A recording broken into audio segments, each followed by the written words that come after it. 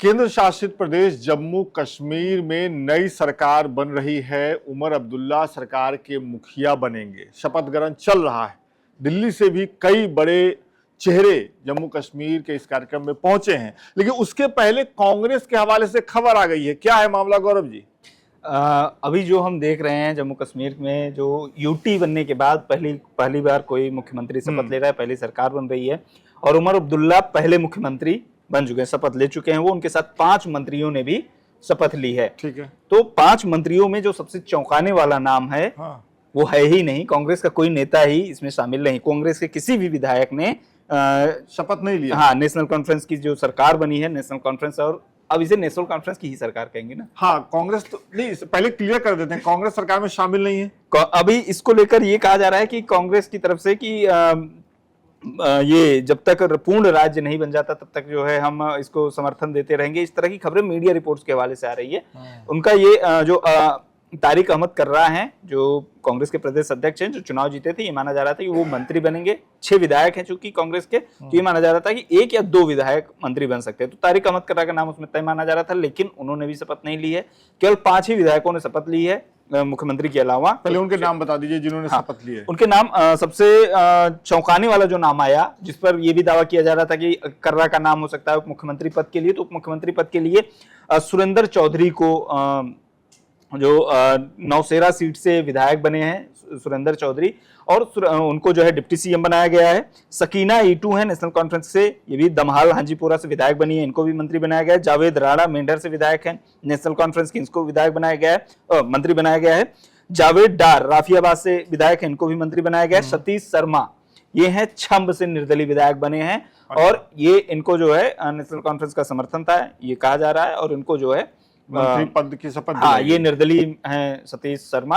और जो ये बात लगातार कही जा रही थी कि जिस तरीके से असंतुलन एक देखने को मिल रहा था, वो कश्मीर घाटी में पूरी एनसी जीती है और बीजेपी जीती है जम्मू रीजन। तो ये सवाल लगातार उठ रहा था कि क्या जब सरकार बनेगी उसमें जम्मू का प्रतिनिधित्व होगा कि नहीं होगा, जम्मू के साथ भेदभाव तो होगा कि नहीं होगा, क्योंकि जम्मू जो है वो अधिकतर हिंदू बाहुल्य इलाका है। तो उसको लेकर भी आज जो बीजेपी के वरिष्ठ नेता है कविंद्र गुप्ता, उनकी तरफ से भी बयान जारी किया गया कि हमें ये देखना है कि संतुलन बनाना है, जम्मू के लोगों के साथ भेदभाव नहीं होना चाहिए। तो एक निर्दलीय विधायक सतीश शर्मा को सरकार में शामिल किया गया है, और सुरेंद्र चौधरी को उप मुख्यमंत्री बनाया है नेशनल कॉन्फ्रेंस ने। सुरेंद्र चौधरी नौशेरा से विधायक बने हैं, और इन्होंने रविंदर रैना को हराया था चुनाव में, जो भारतीय जनता पार्टी के प्रदेश अध्यक्ष हैं और बड़े नेता माने जाते हैं जम्मू कश्मीर में भारतीय जनता पार्टी के। इससे पहले 2014 में जो लास्ट चुनाव हुआ था उसमें भी दोनों आमने सामने थे, रविंदर रैना और सुरेंद्र चौधरी। कांग्रेस वाला मामला थोड़ा ज्यादा दिलचस्प आपको नहीं लग रहा है कि पार्टी ने साथ मिलकर के चुनाव लड़ा, और उसके बाद हालांकि नेशनल कॉन्फ्रेंस को अपने दम पे बहुमत है सरकार बनाने लायक, तो उनको बाहर समर्थन की भी जरूरत नहीं है, लेकिन कांग्रेस सरकार में शामिल नहीं हो रही। आपको, मुझे ऐसा लग रहा है पर्सनली कि ये दोनों हाथ में लड्डू वाली स्थिति कांग्रेस अपने पास रखना चाह रही है, कि अगर मान लो कि कल को सरकार के साथ भी है, वो सरकार के बाहर भी है, और किसी तरह की बात होती है तो कांग्रेस उससे बच सकती है। उसके लिए राजनीति करना मुझे ये लगता है कि ये प्रेशर बनाने की कोशिश है राज्यसभा की सीट के लिए कांग्रेस की, क्योंकि जैसे ही अभी सरकार बनेगी उसके बाद राज्यसभा के चुनाव होंगे। जम्मू कश्मीर से राज्यसभा के 3 सांसद चुने जाने हैं। एक सांसद माना जा रहा है कि बीजेपी का हो जाएगा, क्योंकि उनके पास भी नंबर है। 2 बची सीटें, एक नेशनल कॉन्फ्रेंस का तय माना जा रहा है कि फारूक अब्दुल्ला, जिन्होंने लोकसभा चुनाव नहीं लड़ा, वो जा सकते हैं।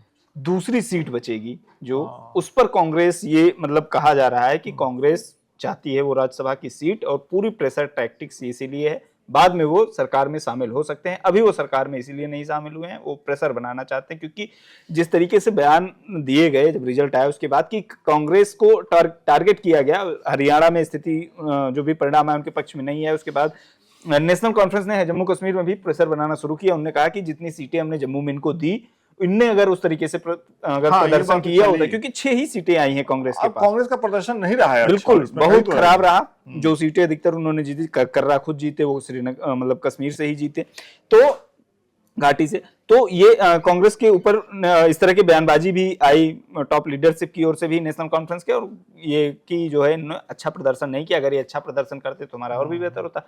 और ये भी कहा गया कि चूंकि उमर अब्दुल्ला के पास ये भी ऑप्शन है कि उनके पास एक आप के विधायक हैं, उनने भी अपना समर्थन दे दिया है, सीपीआई के विधायक हैं वो भी समर्थन में है, इसके अलावा 4 निर्दलीय विधायकों का भी समर्थन है। एक को तो उन्होंने मंत्री, तो 4-2-6 और 42 सीटें नेशनल कॉन्फ्रेंस की, तो 48 जो है बहुमत का आंकड़ा वो बहुत आसानी से पार कर दे रहे हैं। इसमें गौरव, जो जानने वाले लोग हैं, समझने वाले लोग हैं, सुधीजन हैं, वो ये भी कहते हैं कि चूंकि जम्मू कश्मीर में नेशनल कॉन्फ्रेंस सरकार बना रही है, नेशनल कॉन्फ्रेंस के एजेंडे में अगर आपको ध्यान में हो तो धारा 370 की फिर से बहाली एक मुख्य एजेंडा उनका रहा है चुनाव से पहले तक।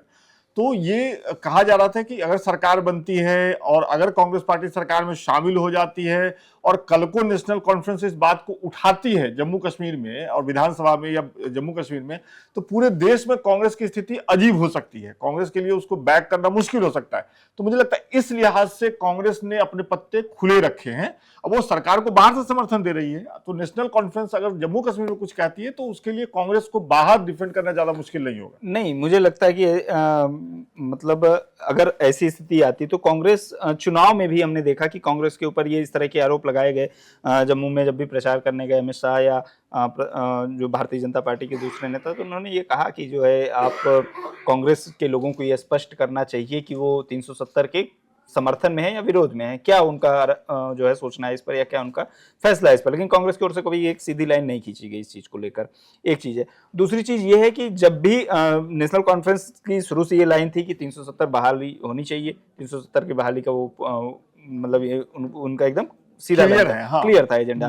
कांग्रेस ने कभी भी नहीं किया और अभी भी नहीं किया। अगर उनको इस चीज को लेकर, इस चीज से बचना होता तो फिर मुझे नहीं लगता कि वो चुनाव में फिर साथ जाते, क्योंकि अभी तो नतीजे है, अभी तो पूरा मैंडेट आ गया है नेशनल कॉन्फ्रेंस के पास। तो अभी तो कांग्रेस चुनाव में जाना तो इसलिए भी जरूरी था ना, क्योंकि राहुल गांधी का जो अपना एक इंडिया अलायंस वाला मामला है, वो उन्होंने हरियाणा में भी कोशिश की। राहुल गांधी ने तो कोशिश की ही कि भाई आम आदमी पार्टी को ले ले, वो लोकल लीडरशिप नहीं लिया।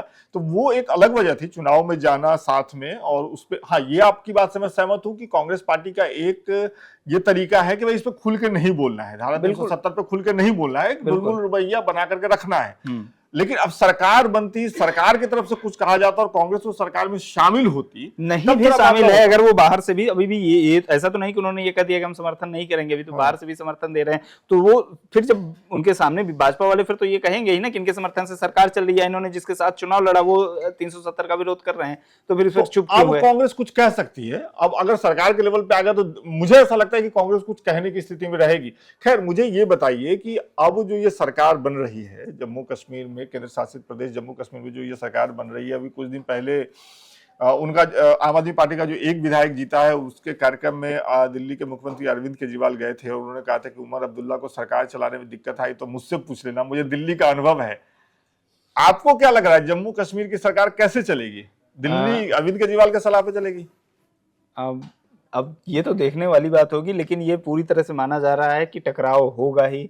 जिस तरीके से दिल्ली में उपराज्यपाल और इनके बीच, मुख्यमंत्री की विधानसभा के बीच जिस तरीके से टकराव होता है, उस तरह का टकराव देखने को मिल सकता है, ये हम कह सकते हैं। लेकिन जिस तरीके से उमर अब्दुल्ला ने बयान दिए चुनाव जीतने के बाद, उन्होंने कहा कि हमारा जो एजेंडा है वो ये लड़ाई झगड़े का नहीं है। हम नहीं चाहते कि हम लड़ते झगड़ते हुए काम करें, क्योंकि 10 साल से 6 साल से 6 साल चुनी हुई सरकार नहीं है, 5 साल से जब से 2019 से तो नहीं, उसके बाद से नहीं। 5 साल उन्होंने कहा कि चुनी हुई सरकार नहीं थी, तो हमारा काम है लोगों को चूंकि जो भी दिक्कतें जिस चीज के लिए उन्होंने मैंडेट दिया उस पर काम करना। हम केंद्र के साथ मिलकर, केंद्र के साथ सहयोग करते हुए सरकार चलाना चाहते हैं। और उन्होंने ये भी कहा कि पहले भी हमारे अनुभव रहे, पहले भी हमने सरकार चलाई है चूंकि, तो इस वजह से हमारा ये है कि हमको लड़ाई झगड़ा नहीं करना है, हमको सीधे सीधे उस तरीके से, जो उनका बयान था। लेकिन अब होता क्या, ये देखने वाली बात होती है कि सरकार की बात है, दिल्ली की तरह चलेगी या पांडिचेरी की तरह चलेगी, क्योंकि या अलग तरीके से चलेगी। हो सकता है बिल्कुल अलग तरीके से चले।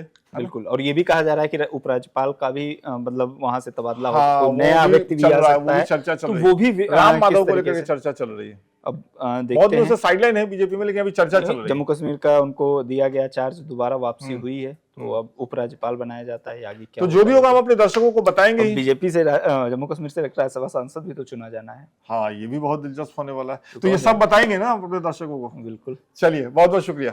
तो ये गौरव थे, गौरव बता रहे थे कि जम्मू कश्मीर, केंद्र शासित प्रदेश जम्मू कश्मीर में जो नए मुख्यमंत्री बने हैं, नई सरकार बनी है, वो आने वाले दिनों में किस तरीके से काम करेगी, किस तरीके से कांग्रेस ने अपने आप को सरकार से बाहर भी रखा है और समर्थन भी दिया है। बहुत दिनों बाद ये लफ्ज, ये टर्म सुनाई दिया है कि कांग्रेस पार्टी या कोई भी पार्टी किसी सरकार को बाहर से समर्थन दे रही है। तो कुल मिलाकर के स्थिति है। इस खबर में फिलहाल इतना ही। ये बातचीत आपको कैसी लगी, जम्मू कश्मीर में जो हो रहा है उसके बारे में आपको क्या कुछ नया पता चला, कमेंट करके बताइएगा। अगले वीडियो में फिर हमेशा की तरह ही फिर मुलाकात होगी। बहुत बहुत शुक्रिया।